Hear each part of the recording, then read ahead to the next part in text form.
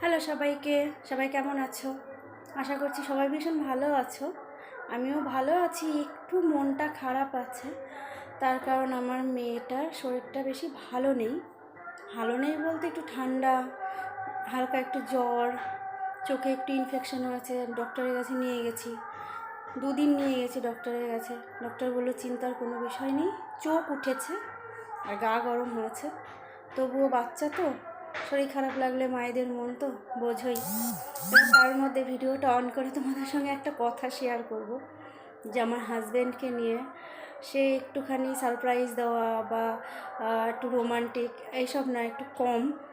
তো হঠাৎ করে আমি দেখছি আমার ঘরে নাইটি টেবিলে রাখা। ভাবলাম এটা কিসের জন্য। পরে সে আমাকে বলছে যে এটা তোমার জন্য, না বলে এনেছে। তার কারণ তার মনে হয়েছে আমি নাকি বাড়িতে কেমন নাইটি পরে থাকি, তার জন্য আমার জন্য একটা নাইটি নিয়ে এসছে। এবার তোমাদের সেই নাইটিটা আমি দেখাবো।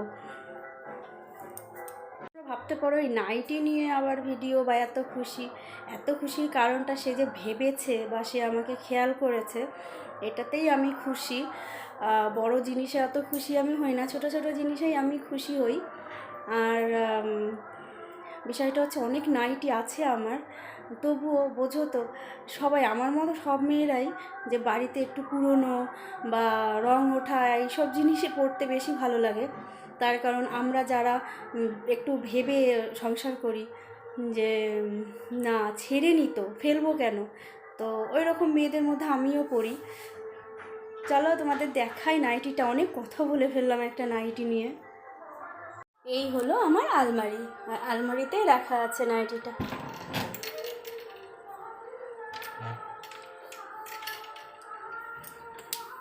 এই দেখো, এতগুলো নাইটি আমার আলমারিতে রাখা আছে। আরও বাড়িতে কত পরি পুরনো।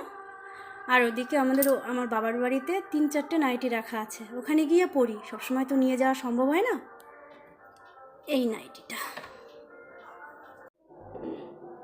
এই দেখো, এই নাইটিটা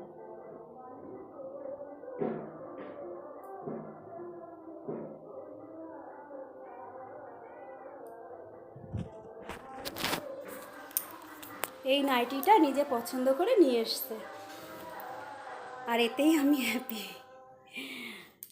টাটা।